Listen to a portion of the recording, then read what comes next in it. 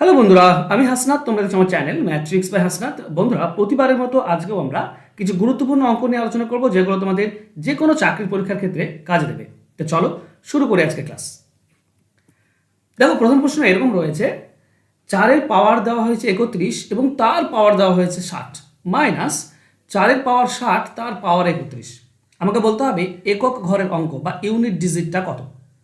বন্ধুরা, এই ধরনের অঙ্ক থাকলে ঘাবড়ানোর কিছু নেই। প্রথমত 4-এর পাওয়ার 31 দেওয়া আছে, যে দ্বিতীয় যে পাওয়ারটা আছে সেটাকে বাদ দিয়ে দেবে, এটা ধরার কোনো দরকার নেই। তার মানে আমরা কোশ্চেনটাকে সহজ করে নেব, 4-এর পাওয়ার 31 মাইনাস 4-এর পাওয়ার 60। কোশ্চেনটা অনেক সহজ হয়ে গেল। এবার আমরা সকলেই কি জানি, যদি 4-এর পাওয়ার বিজোড় থাকে তাহলে এককের অঙ্ক 4 হয়, আর 4-এর পাওয়ার যদি জোড় থাকে তাহলে এককের অঙ্কটা 6 হয়। এখানে দেখো, প্রথমে 4-এর পাওয়ার 31 আছে, মানে একক ঘরের অঙ্কটা হবে 4, আর এই সংখ্যাটি 4-এর পাওয়ার জোড় সংখ্যা আছে, মানে এককের ঘরের অঙ্ক 6 হবে। এখন তুমি যদি বিয়োগ করো তাহলে তুমি বিয়োগফল কি করে পাও? উপরে কম আছে 10 ধরতে হয়, মানে 14 হয়ে গেল। 14 থেকে 6 বাদ দিলে 8, তাহলে এককের অঙ্ক হবে 8। অ্যান্সার হবে অপশন ডি। সহজ নয় কি? খুবই সহজ।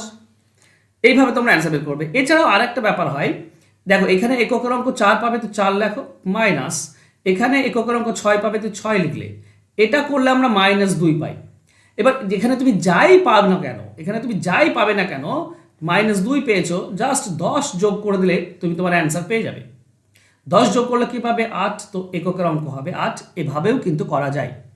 পুরো কনসেপ্ট ক্লিয়ার আশা করছি। চলো যাবো আমরা নেক্সট কোশ্চেনে। দেওয়া হচ্ছে 3-এর পাওয়ার 81 প্লাস 9-এর পাওয়ার 40.5 প্লাস 27-এর পাওয়ার 27, এর মান কত হবে? দেখো বন্ধুরা, এর বেস যদি আমরা খেয়াল করি, 3 আছে, 9কেও 3 করা যায়, 27কেও 3 করা যায়। তো আমরা করব কি, সবে 3 বেস নিয়ে আসবো। প্রথমটা আছে 3-এর পাওয়ার 81, তো এটা 3-এর পাওয়ার 81 রেখে দাও, প্লাস দেখো 9 মানে কত? 9 মানে হচ্ছে 3-এর স্কোয়ার, আর তার পাওয়ারে আছে 40, তো পাওয়ার পাওয়ার গুণ হয়ে যায়, মানে 40.5 গুণ হয়ে যাবে। তার মানে এখানে আমরা কি পাবো? আমরা পাবো 3, আর এই দুটি গুণ করলে 81 হচ্ছে 3-এর পাওয়ার 81, মানে দ্বিতীয় থেকেও আমরা পাবো 3-এর পাওয়ার 81। 3 নম্বরটা খেয়াল করো, 27 আছে, 27 মানে 3-এর পাওয়ার 3, এটা 27, আর তার পাওয়ারও 27 আছে, মানে পাওয়ারের সঙ্গে গুণ হয়ে যাবে। তার মানে এখান থেকেও আমরা পাবো 3-এর পাওয়ার 81। এই তৃতীয় নম্বর থেকেও আমরা 3-এর পাওয়ার 81 পেলাম। এবার দেখো, তিনটি একই টার্ম যোগ হয়ে আছে। আমরা সকলেই জানি, ধরো 2 + 2 + 2 যোগ না করে 3টি টার্ম একই হয়ে আছে, তো 2-এর সঙ্গে 3 গুণ করতে পারি, 2 3 6 পেয়ে যাই, তাই না? ধরো 5 আছে, 3টি 5 যোগ হয়ে আছে, তো 3টি 5 যোগ না করে 3-এর সঙ্গে 5 গুণ করে দিলে আমরা অ্যান্সার পেয়ে যাই 15। ঠিক একই কনসেপ্ট এখানে করব আমরা। 3টি টার্ম দেখো একই আছে, তো 3-এর সঙ্গে এই টার্মটা গুণ করে দেব, তাই নয় কি? তাহলে এখান থেকে আমরা বলতে পারি 3 ইন্টু 3-এর পাওয়ার 81, 3টি আছে 3-এর পাওয়ার 81। এবার এই 3-এর পাওয়ারে কিছু নেই, মানে 1 আছে।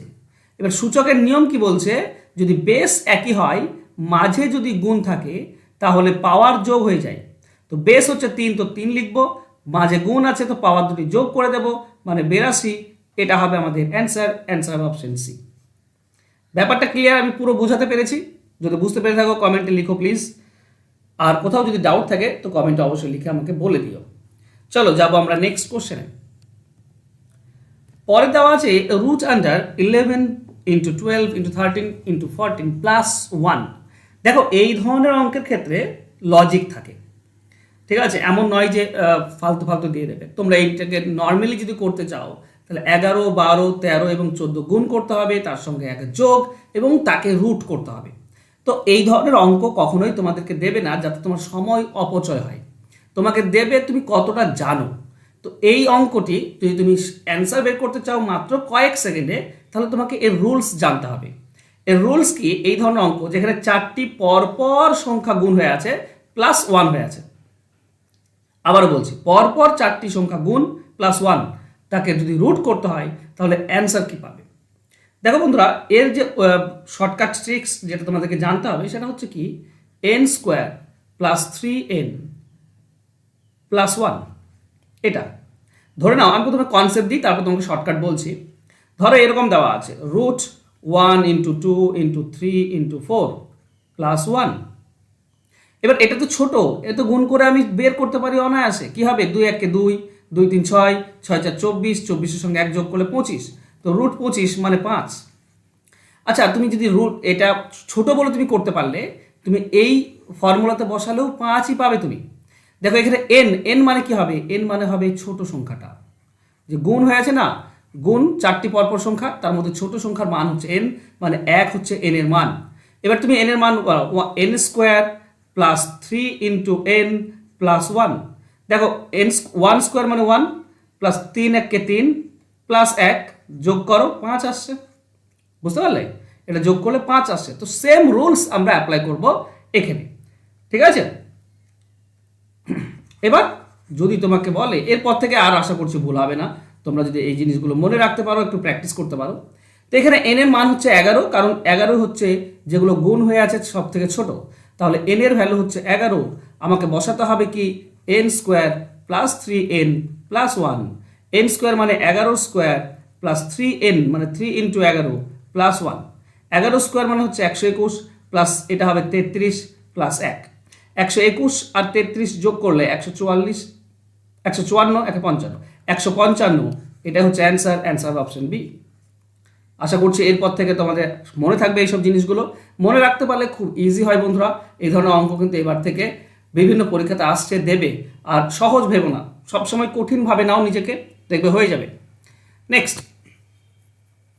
দেখো দেওয়া আছে √11 প্লাস √5, √14 প্লাস √2 আর √8 প্লাস √8 কোনটি বড়।